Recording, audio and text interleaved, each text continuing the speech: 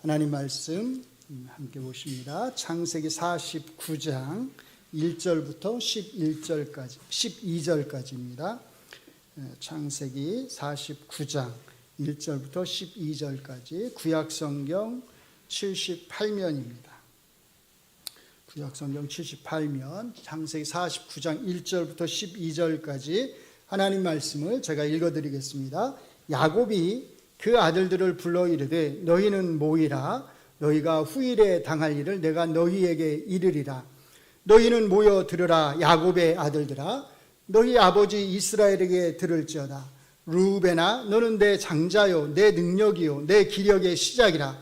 위풍이 월등하고 권능이 탁월하다마는 물의 끓음 같았은즉 너는 탁월하지 못하리니 내가 아버지의 침상에 올라 더럽혔음이로다. 그가 내 침상에 올랐었도다. 시므온과 레위는 형제요 그들의 칼은 폭력의 도구로다.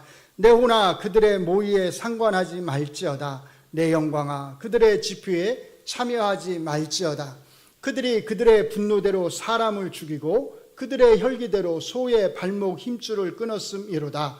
그 노여움이 혹독하니 저주를 받을 것이요 분기가 맹렬하니 저주를 받을 것이라. 내가 그들을 야곱 중에서 나누며 이스라엘 중에서 흩으리로다.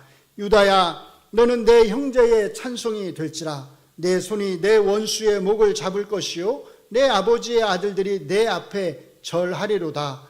유다는 사자 새끼로다. 내 아들아, 너는 움킨 것을 찢고 올라갔도다. 그가 엎드리고 웅크림이 수사자 같고 암사자 같으니 누가 그를 범할 수 있으랴. 규가 유다를 떠나지 아니하며 통치자의 지팡이가 그 발 사이에서 떠나지 아니하기를 실로가 오시기까지 이르리니 그에게 모든 백성이 복종하리로다. 그의 나귀를 포도나무에 매며 그의 암나귀 새끼를 아름다운 포도나무에 맬 것이며 또 그 옷을 포도주에 빨며 그의 복장을 포도즙에 빨리로다. 그의 눈은 포도주로 인하여 붉겠고 그의 이는 우유로 말미암아 희리로다. 아멘. 이제 오늘 설교를 마지막으로 창세기 설교를 마무리하려고 합니다. 특별히 야곱과 요셉의 이야기를 통해서 성경이 다른 식으로 말하면 창세기의 저자가 강조하려고 하는 것이 무엇인지를 아마 충분히 우리 성도님들이 이해하셨으리라고 생각을 합니다.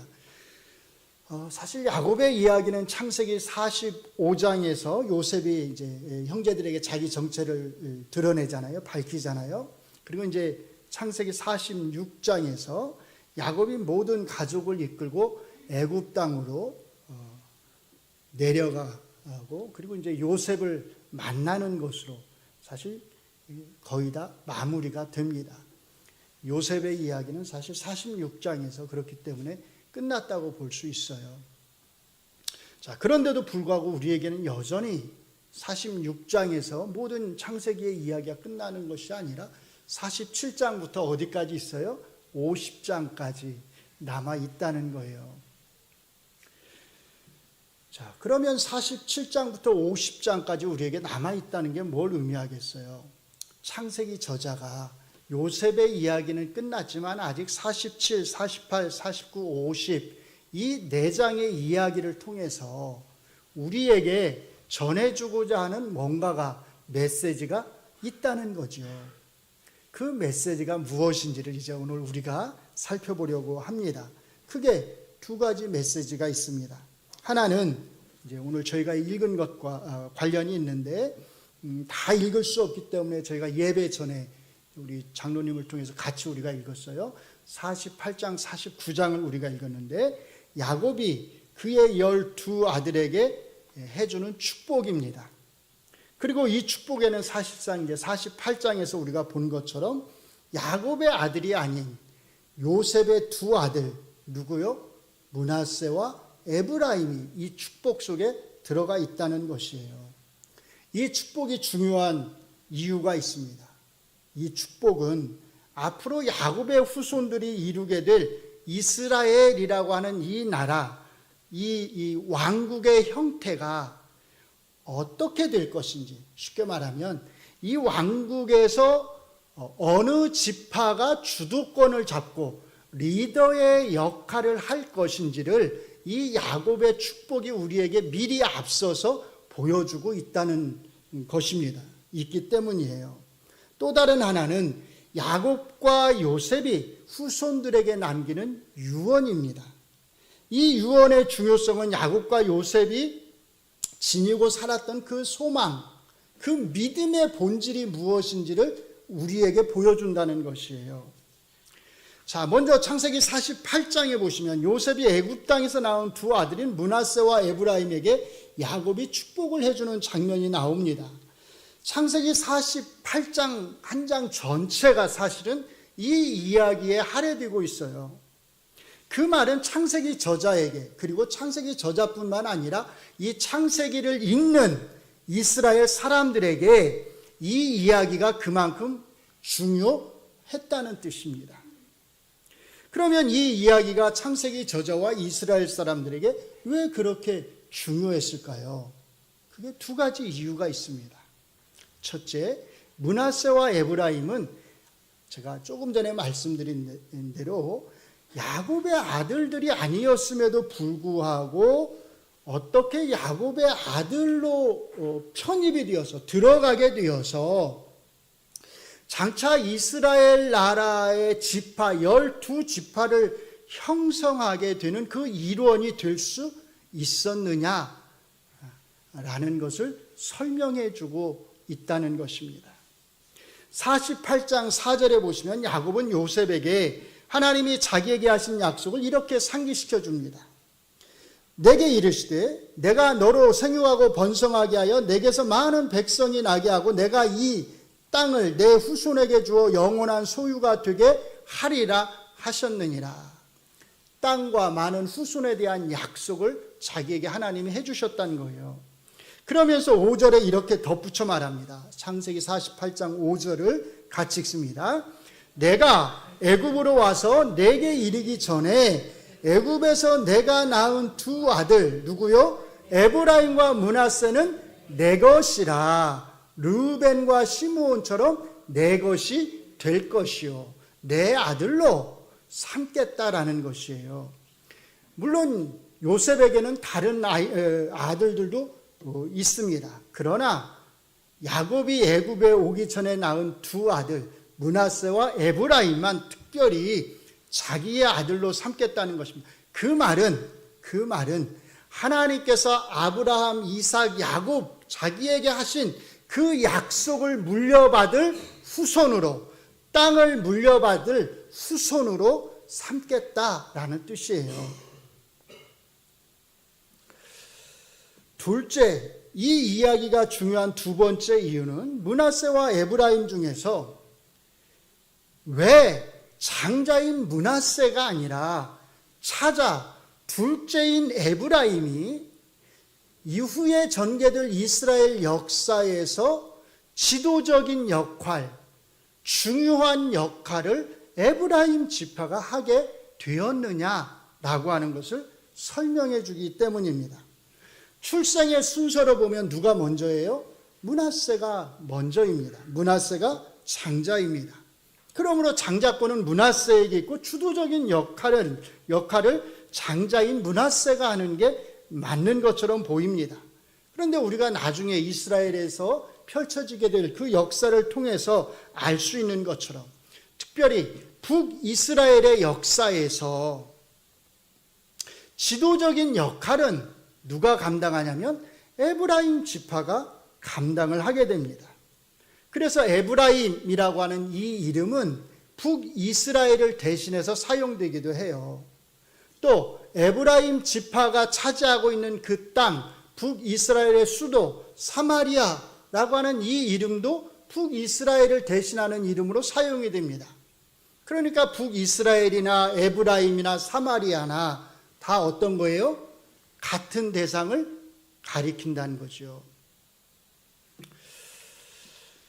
창세기 48장에서 야곱이 므낫세와 에브라임을 축복해 주는 이 이야기를 보시면 야곱이 양손을 어떻게 해요? 엇갈려서 축복을 해줍니다. 그래서 왼손을 누구의 머리예요? 장자인 므낫세의 머리에, 오른손을 사자인 에브라임의 머리에 얹고서 축복을 해줘요. 요셉이 이것을 보고서 기뻐하지 않았다 이렇게 말합니다. 왜냐하면 장자가 사실 축복을 받을 권한이 있으니까요. 그러니까 아버지의 손을 살짝 옮겨다가 오른손을 옮겨다가 므낫세의 머리에 이렇게 올리려고 하면서 이렇게 말을 하는 거예요. 아버지, 얘가 장자예요. 아버지가 눈이 어두워서 못 보는 줄 알고. 그러니까 야곱이 요셉에게 19절에서 이렇게 말을 합니다. 같이 보실까요? 그의 아버지가 허락하지 않으냐. 뭘 허락하지 않아요? 손을 옮기는 걸 허락하지 않는 거예요. 바꾸는 걸 허락하지 않는 거예요. 그러면서 이렇게 말해요. 나도 안다, 내 아들아, 나도 안다. 내가 눈이 어두워서 이렇게 엇갈려 둔 게 아니야, 그 뜻이죠. 그도 한 족속에 되며 그도 크게 되려니와, 므낫세도 크게 될 거야. 그러나 그의 아우가 에브라임이 그보다 므낫세보다 큰 자가 되고 그의 자손이 여러 민족을 이루리라. 그래서 나중에 땅의 분배를 보면 누가 가장 많은 땅을 차지하냐면 므낫세, 장자인 므낫세가 가장 많은 땅을 차지합니다. 사실 므낫세는 반 지파 둘로 나누잖아요. 그래서 거의 두 지파 몫을 차지하는 거예요. 그러나 그럼에도 불구하고 정치적인 영향력, 힘, 권력에 있어서는 므낫세, 장자가 아니라 누가 힘을 발휘하냐면 에브라임이 힘을 발휘하게 됩니다. 자, 여기 잘 보시면 창세기 25장에서 하나님이 리브가에게 하셨던 말씀과 비슷한 원리가 나타나요. 하나님이 리브가에게 뭐라고 말씀하셨죠? 큰 자가 어린 자를 섬기리라. 그렇죠? 큰 자가 어린 자를 섬기리라. 야곱이 뭐라고 말하냐면 그의 아우가 그보다 형보다 큰 자가 되리라. 동생인 에브라임이 형인 므낫세보다 더 큰 역할을 하리라는 것입니다. 자, 이렇게 창세기 48장은 북이스라엘에서 에브라임이 므낫세보다 더 중요한 역할을 하게 되는 이유를 우리에게 설명해 주는 것입니다. 자, 그리고 이제 49장으로 넘어오면 야곱이 자기의 12 아들에게 축복해 주는 이야기가 나옵니다. 이 축복의 중요성은 1절에 보시면 야곱이 이렇게 말한다는 것이에요. 1절을 같이 봅니다. 야곱이 그 아들들을 불러 이르되 너희는 모이라. 너희가 후일에 당할 일을 내가 너희에게 이르리라. 후일에 당할 일, 그 말은 이 12 아들이 나중에 그들의 생애 동안에 당하게 될 일을 말한다는 의미가 아니라 이 12 아들로 대표되는 12 지파가 장래에 이스라엘이라고 하는 이 하나의 왕국에서 어떤 역할들을 각각 감당하게 될 것인지를 야곱이 이 기도를 통해서 미리 보여주겠다라는 것입니다.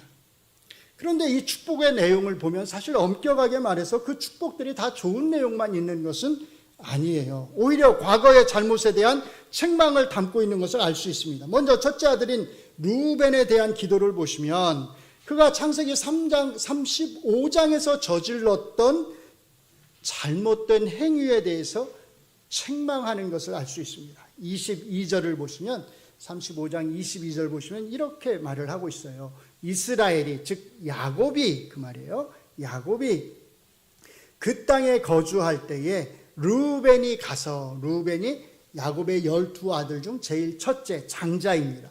르우벤이 가서 그 아버지의 첩 빌하와 동침함에 이스라엘이, 즉 야곱이 이것을 들었더라. 그러니까 알았다는 뜻이에요.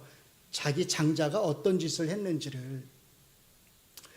자, 이 이야기의 핵심은 아마도 야곱의 이 장자인 르우벤이 이 사건으로 인해서 그 장자권을 상실하게 되었다, 잃어버리게 되었다라고 하는 것을 우리에게 보여주는 것 같아요. 자, 그러면 질문입니다. 여기서 질문. 르우벤이 상실한 그 장자권은 누구에게 가게 되었을까요? 자, 나머지 아들 중 르우벤이 잃어버리게 된 그 장자권은 누구에게로 넘어가게 되었을까요? 첫째가 잃어버렸으니까 누구에게로 가야 돼요? 둘째로 갔을까요? 아니면 둘째, 셋째도 별로 자격이 없으니까 넷째 유다, 우리가 잘 아는 유다에게로 갔을까요? 자, 역대상 5장 1절을 우리가 같이 보겠습니다. 역대상 5장 1절. 자, 같이 읽습니다. 이스라엘의 장자 르우벤의 아들들은 이러하니라. 르우벤은 장자라도 그의 아버지의 침상을 더럽혔으므로 장자의 명분이 뭐라고요? 이스라엘의 아들, 야곱의 아들 요셉의 자손에게로 돌아가서 족보에 장자의 명분대로 기록되지 못하였느냐. 족보에 장자의 명분대로 기록되지 못했다. 그 말은 족보에 르우벤이 장자로 기록되지 이름을 올리지 못했다라는 뜻이에요. 누가 장자의 목록에 이름을 올렸다는 거예요? 요셉이 장자로 이름을 올렸다라는 것입니다. 자, 그러니까 장자의 몫은 이제 요셉에게로 가게 되는 거죠. 나중에 이제 또 나오게 되겠지만, 그래서 가장 중요한 땅, 세겜 땅, 아브라함, 이삭, 야곱, 또 사라, 리브가, 야곱의 첫째 아내인 레아, 이들 모두가 묻힌 땅, 그게 가나안 세겜 땅이거든요. 이 땅을 누가 차지하게 되냐면 요셉이 차지하게 됩니다. 마치 우리나라로 비유하면 선산 있잖아요. 가장 중요한 조상들이 물려준 선산. 그거를 누구에게 물려주는 거예요? 장자권을 물려받은 요셉에게 물려주는 거예요. 자, 이렇게 장자의 명분이 요셉에게로 돌아갔다고 하는 이 설명에 비추어서 우리가 바로 앞에서 나오는 48장의 축복 이야기를 이해하면, 야곱이 요셉의 두 아들인 므낫세와 에브라임을 자기 아들로 삼아서 그들을 축복하는 이 이야기, 특별히 므낫세가 아닌 차자인 에브라임을 축복하는 이 이야기는 매우 중요한 이야기다라고 하는 것을 우리가 알 수 있다는 것입니다. 자, 그 다음에 이제 둘째 시므온과 셋째 레위에 대한 기도가 나옵니다. 5절에 보시면 이들은 형제로서 칼과 폭력의 도구로 언급이 됩니다. 그것은 창세기 34장에서 시므온과 레위가 자기 여동생, 한 엄마 레아의 몸에서 같이 태어난 여동생인 디나에 대한 복수로 하몰과 그의 아들 세겜을 죽이고 그 성읍에 사는 모든 남자들을 다 죽인 사건을 가리킵니다. 야곱은 시므온과 레위가 그 마음에 품었던 그 분노, 그 노여움을 폭력적이라고 지적을 하면서 이 분노와 노여움은 저주를 받아 마땅하다라고 말을 할 정도예요. 그래서 첫째인 르우벤도 아니고 둘째인 시므온과 레위도 아니고 엄격한 의미에서의 진정한 축복은 누구에게요? 넷째인 유다에게 이제 비로소 나오게 되는 것입니다. 그런데 여기에서 우리가 제일 먼저 주목해야 할 것은 유다에게 주어진 이 복에 대한 말씀이 왕권, 왕의 권세와 관련이 있다는 것입니다. 먼저 8절의 말씀은 유다 지파가 다른 모든 형제 지파들보다 뛰어날 것을 언급합니다. 8절에서 그 형제들이 유다에게 절하리라고 말을 하고 9절에서는 유다를 사자 새끼에 비유해서 설명합니다. 모두가 다 유다 지파가 지니게 될 그 권세와 힘을 보여주는 것이에요. 그리고 이제 10절에서 조금 더 구체적으로 유다 지파에게 주어질 왕권에 대해서 말을 합니다. 10절을 같이 읽습니다. 시작. 주가 유다를 떠나지 아니하며 통치자의 지팡이가 그 발 사이에서 떠나지 아니하기를 실로가 오시기까지 이르리니 그에게 모든 백성이 복종하리로다. 주라고 하는 말은 그 다음에 나오는 통치자의 지팡이, 왕이 이렇게 지니는 지팡이 하고 같은 의미입니다. 그러니까 왕권을 상징하는 것이에요. 자, 그러니까 이게 잘 주목하시면 창세기 49장의 기록 목적은 아주 분명합니다. 이스라엘 역사에서 왜 왕권이 유다 지파에게 영원히 주어졌느냐라는 것이에요. 이것은 앞에 나오는 창세기 48장과는 사실 또 다른 설명을 필요로 합니다. 왜냐하면 앞에 나오는 48장은 특별히 북이스라엘과 관련된 설명이었거든요. 그런데 이것은 북이스라엘뿐만이 아니라 이스라엘이라고 하는 나라 전체를 통해서 북이스라엘은 멸망하더라도 왜 남유다는 북이스라엘이 멸망하고서도 150년, 거의 200년 가까이 존속될 수 있었느냐. 그리고 더 중요한 것은 바벨론 포로 이후에 이스라엘 사람들은 왜 유대인이라고 이제 불리게 되었느냐. 그리고 예수님은 왜 구원이 유대인에게서 나온다라고 말씀을 하실 수 있었느냐 등등에 대한 설명을 바로 여기에서 해주고 있다는 것이에요. 유대인이라고 하는 이 호칭은 언제부터 사용되었을까요? 제가 방금 말씀드렸듯이 바벨론 포로 이후부터 사실 사용이 됩니다. 그 다음에는 유대인이라고 하는 칭호 자체가, 호칭 자체가 존재하지 않았어요. 뭘 의미하냐면 북이스라엘은 그 존재감이 사실은 거의 다 사라지고 이제 이스라엘이라고 하는 이 나라는 유대인, 어디서 온 거겠어요? 유대인 같은 의미죠. 남유다가 이스라엘 전체를 대표하고 그 중에서 유다 지파가 이스라엘 전체를 대표하게 되었다는 뜻이죠.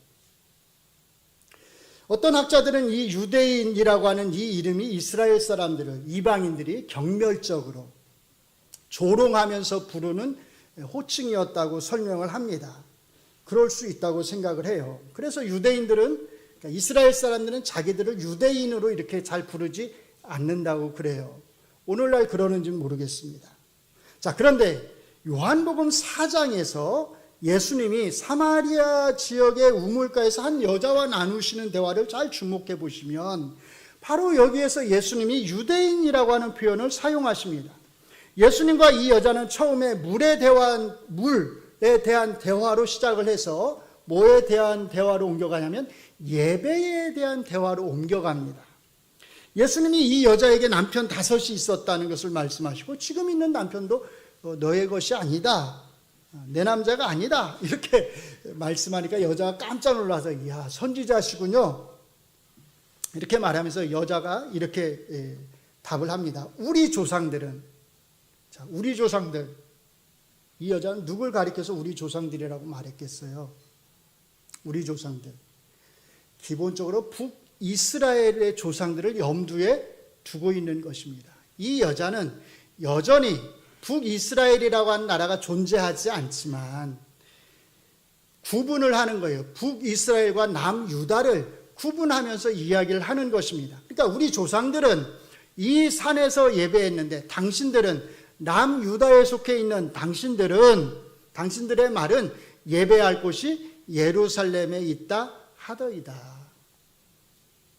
자, 이 말을 들으시고 예수님께서 이 여자에게 이렇게 답변을 하세요. 4장 22절을 같이 읽습니다. 자, 너희는 알지 못하는 것을 예배하고 우리는 아는 것을 예배하노니 이는 구원이 뭐라고요? 유대인에게서 남이라. 이렇게 말씀을 하셔요. 자, 예수님이 여기서 말씀하신 유대인은 우리가 흔히 생각하는 이스라엘 사람 전체, 이스라엘 민족에게서 날 것이다. 이렇게 말씀하시는 것이 아닌 걸 우리가 알 수 있어요. 왜요? 이 말씀은 이 여자가 한 이야기, 우리 조상과 너희 조상을 구분해서 한 그 말씀을 받아서 유대인의 조상, 남유다에 속해 있는 그 조상에게서 구원자가 나게 될 거다라고 말씀을 하시는 것이기 때문이에요. 그러니까 궁극적으로 예수님의 말씀의 포인트는 뭐냐? 구원자는 유대 지파에 속한 사람에게서 나오게 될 거다라고 말씀을 하시는 것입니다. 자, 그래서 전통적으로 이 창세기 49장이 말하는 이 유다 지파의 왕적 통치는 다윗 왕을 통해서 이루어질 남유다의 그 왕적 통치에 대한 약속뿐만 아니라 나중에 이스라엘 사람들에게 이 말씀은 유다 지파에 속한 누구요? 메시아이자 왕으로서 이 땅에 오실 예수님에 대한 예언으로 받아들여졌다는 것입니다. 창세기 49장이 중요한 두 번째와 세 번째 이유가 여기에 있어요. 두 번째 이유는 이것이 이 49장이 유다의 왕가, 더 나아가서 다윗의 왕가에 대한 말씀이 아니라 전체 이스라엘의 역사를 놓고 볼 때 이스라엘 사람들이 왜 남유다로 대표되는 다윗 왕가에서 태어나게 될 그 메시아에 대한 소망을 품고서 그들이 살아가게 되었느냐 라는 것을 우리에게 설명해 주고 있다는 것입니다. 그 중요성이 이미 여기에서 드러나고 있다는 것이에요. 세 번째 중요한 이유는 이제 우리와 연관이 있습니다. 이 장이 특별히 메시아로 오신 예수님 이후의 시대를 살아가는 우리에게는 하나님이 어떻게 아브라함과 이삭과 야곱에게 하신 그 약속을 이루심으로 장차 다윗 왕조를 통해서 예수님을 영원한 천국, 하나님의 왕국의 통치자로 이 땅에 오시게 하실 자에 대한 참된 예언의 말씀, 은혜로 가득한 예언의 말씀으로 이 장을, 특별히 유다에 대한 이 구절들을 우리가 읽어야 한다는 것입니다. 그렇게 읽는다면 우리는 이 말씀을 그냥 읽어내려갈 수가 없다는 뜻이에요. 만약에 여러분들이 유다 지파에 속해 있는 유대인들이라고 한번 생각을 해보시기 바랍니다. 그러면 여러분들은 48장, 창세기 49장을 읽을 때 아마 이 말씀이 다른 사람들하고는 특별히 다르게 와닿을 것입니다. 왜 그렇겠어요? 바로 여러분 조상에 대한 이야기이고 여러분이 속해 있는 그 조상, 그 가문에서 장차 누가 태어나는 거예요? 메시아가 태어날 것에 대한 말씀을 하고 있기 때문입니다. 시므온이라고 하는 사람은 메시아에 대한 소망을 품고서 살다가 아기 예수님을 보고서 기뻐했다고 그랬어요. 이제 여호와 하나님께서 저를 놓아주셔도 좋습니다. 왜요? 메시아를 봤으니까. 자기가 기다리고 소망하던 메시아를 봤으니까. 그런 소망의 말씀이 여기에 있기 때문에 그들은 이 말씀을 그냥 읽어내려갈 수가 없었다는 것입니다. 우리는 이 말씀을 읽을 때마다 이 유대 왕국을 정말로 참되게 성취하실 그 예수님뿐만 아니라 이 왕국에 참되게 참여할 수 있는 은혜를 누가요?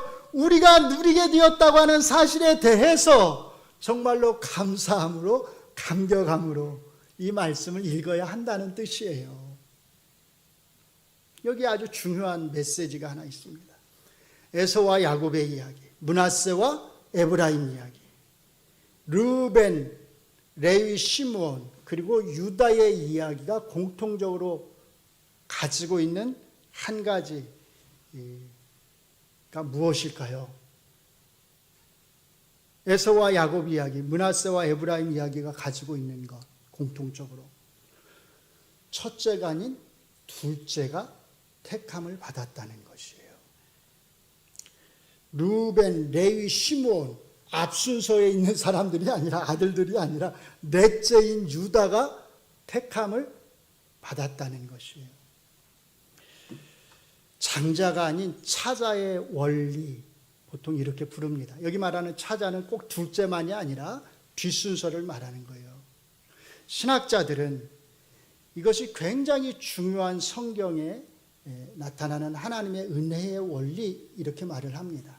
무슨 말이냐면 장자가 아닌 차자의 원리란 자격이 없는 자에게, 장자권의 자격이 없는 자를 하나님은 택하셔서 그에게 은혜를 베푸신다는 거예요.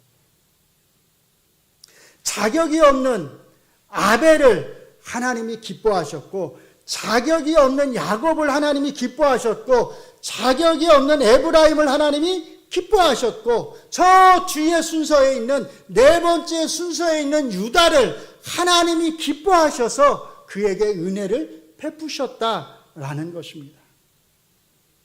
그래서 하나님의 은혜와 선택은 사람의 공로, 선함에 있는 것이 아니라 하나님의 절대적인 은혜에 있다라고 하는 것이 한결같이 창세기가 우리에게 보여주는 메시지라는 것입니다. 저는 성경을 읽으면 읽을수록 하나님의 택하심이 정말로 오직 은혜에 있다는 것을 깊이 깨닫습니다. 고린도후서 6장 9절에서 바울 사도께서 우리에게 우리 그리스도인을 가리켜 하신 말씀 중에 이런 말씀이 있어요. 무명한 자 같으나 유명한 자다. 무명한 자. 뜻 그대로 하면 이름이 없다는 뜻이에요. 근데 사실 그 본래의 의미는 뭐냐면 무입니다. 무. 사르트라고 하는 사람이 철학자가 지은 책 중에 존재와 무라고 하는 제목의 책이 있어요. 여러분과 저는 다 뭐냐면 무예요. 존재하지 않아요. 세상에. 나는 있는데요. 나는 존재하는데요. 이렇게 생각하실지 모르겠는데 물론 존재하지요. 근데 존재하지 않아요. 이게 무슨 말인가? 자, 여러분들이 잘 아는 시 중에 김춘수 시인의 그 꽃이라고 하는 시가 있어요. 다 아실 거예요. 제가 읽어드릴게요. 자, 내가 그의 이름을 불러주기 전에는 그는 다만 하나의 몸짓에 지나지 않았다. 무슨 말이에요? 하나의 몸짓. 존재하지 않는 하나의 사물에 불과했다는 거예요. 그런데 내가 그의 이름, 그 꽃의 이름을 불러주었을 때 그는, 그 꽃은, 그래서 이게 마치 사람처럼 부르는 거예요. 그는 나에게로 와서 뭐가 되었다? 꽃이 되었다. 언제요? 내가 그의 이름을 불러주었을 때. 그 전에는 당연히 존재하지요. 근데 그냥 사물, 마치 존재하지 않는 것과 같은 거예요. 제가 이건 약간 제가 각색을 한 건데 어느 날 집 앞에 화분을 2개를 누가 선물로 줘서 정말 이렇게 오랫동안 잘 관리해가지고 목사님이라고 저한테 선물로 2개의 화분을 주셨어요. 너무 잘 관리를 했다 이런 생각이 들어서 너무 예뻐서 집 앞에 이렇게 햇빛도 좀 쏘이라고 뒀더니 다음날 나가니까 저는 정말 생각도 못했어요.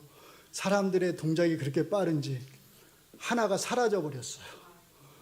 야, 이렇구나라고 하는 걸 그때 제가 처음으로 깨달았는데 자, 그러면 거기 남아있는 가져가지 않은 하나의 화분은 존재하는 걸까요? 존재하지 않는 걸까요? 존재하지요, 물론. 근데 이 화분을 가져간 사람이 볼 때는 이거는 존재하지 않는 거예요. 눈에 안 띄어요. 왜?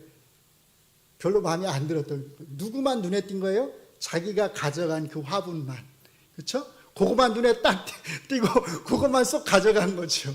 좋은 것만, 이쁜 것만. 무슨 말인지 이해되시죠?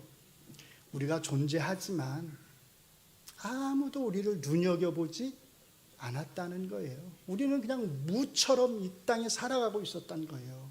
누구도 우리에게 눈길을 주지 않고 누구도 우리의 이름을 불러주지 않고 그런 무명한 자였던 것입니다. 그런데 하나님께서 우리에게 눈길을 주시고 하나님이 우리의 이름을 불러주시고 야, 너 여기 있어서는 안 되겠구나. 하나님이 우리를 가져가셔서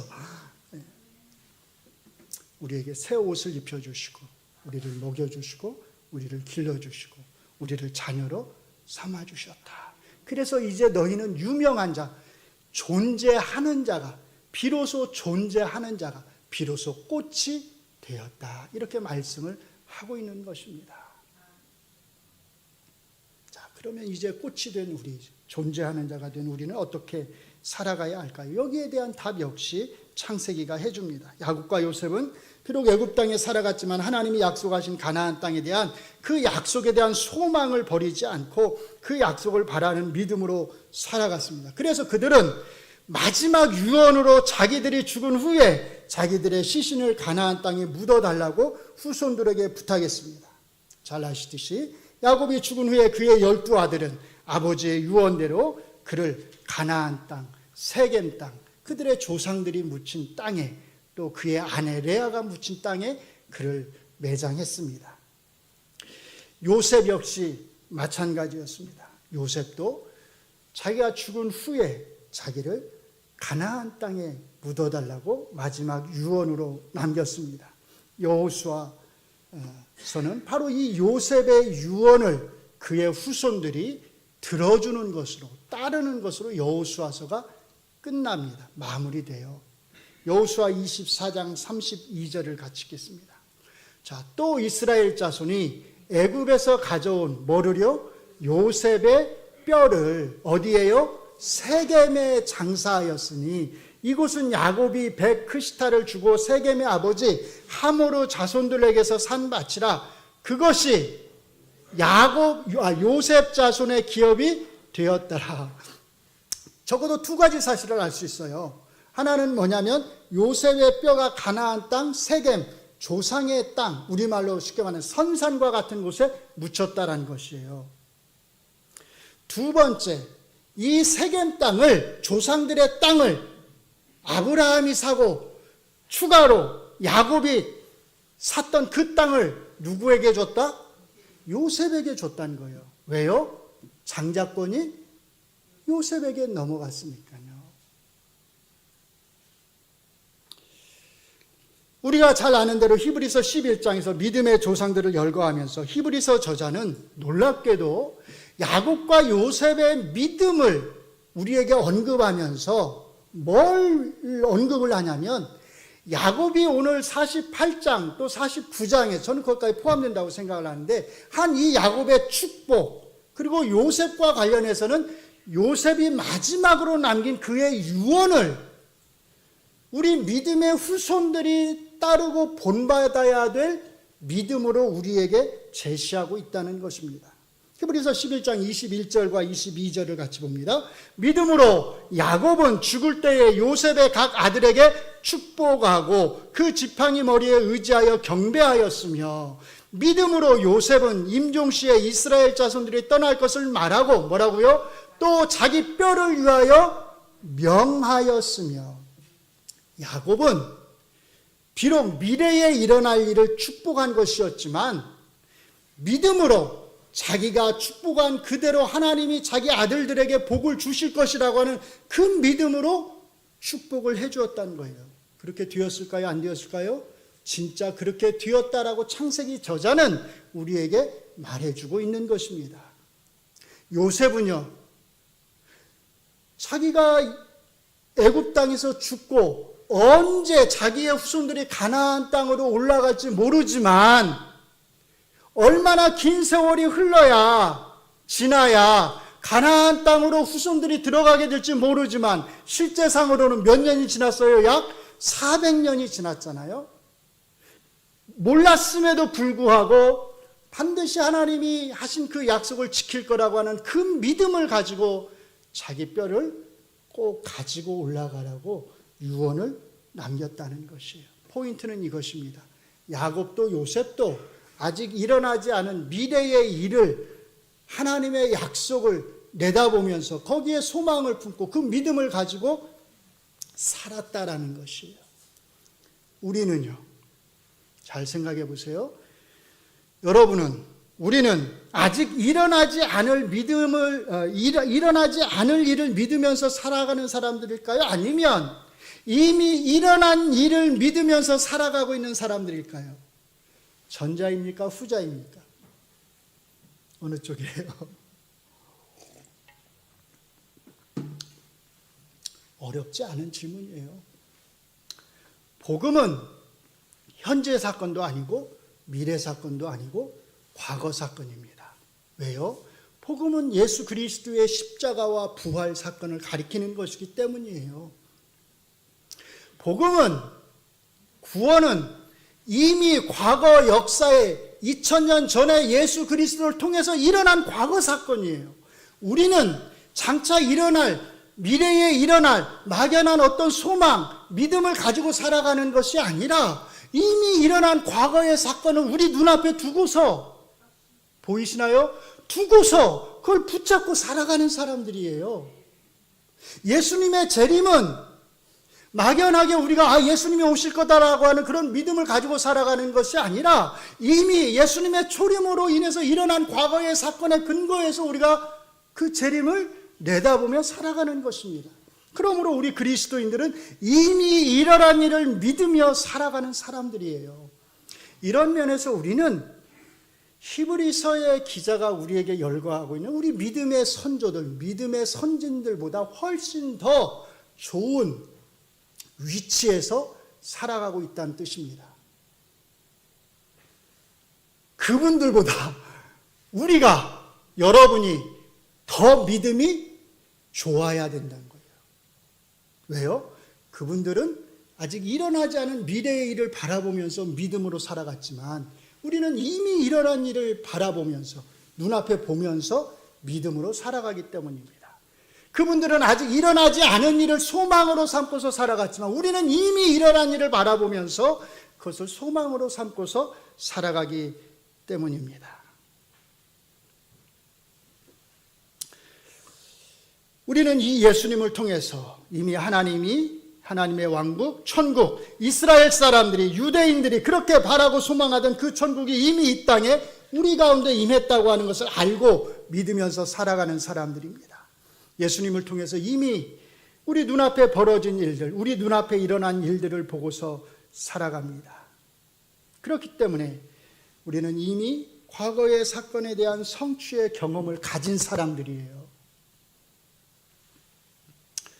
그렇기 때문에 우리는 예수님의 재림이 그 말씀대로 반드시 다시 이루어질 것을 그 누구보다 확실하게 믿을 수 있는 사람들입니다. 그렇다면 여러분들은 제가 조금 전에 말씀을 드렸듯이 구약 성경의 그 누구보다 더 큰 믿음을 가지고 살아가실 수 있습니다. 또 그렇게 살아가셔야 합니다. 우리는 구약 성경의 그 누구보다 더 큰 소망을 가지고 살아갈 수 있습니다. 또 그렇게 살아가셔야 합니다. 이 땅에서 비록 다른 어떤 상급이 보이지 않는다 할지라도 이미 이루어진 그 약속의 성취만으로도 충분히 만족하면서 그 은혜에 충분히 감사하면서 장차 이루어질 하나님의 영원한 왕국에 대한 성취를 내다보며 소망 가운데 더 이상 무명한 자가 아닌 유명한 자로, 존재하지 않는 자가 아닌 존재하는 자로 살아가시기를 주의 이름으로 축원합니다. 기도하겠습니다. 무와 같았던, 존재하지 않는 것과 같았던 우리를 부르셔서 존재하는 자로 삼아주신 하나님 감사합니다. 우리 믿음의 선진들은 장차 미래에 이루어질 그 하나님의 약속을 바라보고서도 그렇게 오직 믿음으로 살아갔습니다. 우리는 이제 우리 주 예수 그리스도께서 이루신 그 구원의 성취를 과거의 사건으로 바라보면서 우리의 눈앞에 두고서 살아갑니다. 그런데도 불구하고 우리가 오늘 당하는 그 어려움 때문에, 고난 때문에 우리의 믿음이 흔들린다면 우리가 얼마나 연약한 믿음의 소유자들이겠습니까? 오히려 우리가 구약의 우리의 믿음의 선진들보다 더 큰 믿음을 가지고 더 큰 소망을 가지고 우리 주 예수 그리스도에게 시선을 고정하고서 살아갈 수 있어야 하지 않겠습니까? 그런 큰 믿음을, 그런 큰 소망을 우리 동작중앙교회 하나님의 백성들에게, 하나님의 자녀들에게 허락하여 주시옵소서. 오늘의 고난이, 오늘의 고통이 어렵고 힘든 것처럼 보인다 할지라도 그것을 하나님을 바라보며 우리 주 예수 그리스도를 소망하며 잘 이겨낼 수 있도록 은혜를 베풀어 주시옵소서. 예수님 이름으로 기도합니다. 아멘.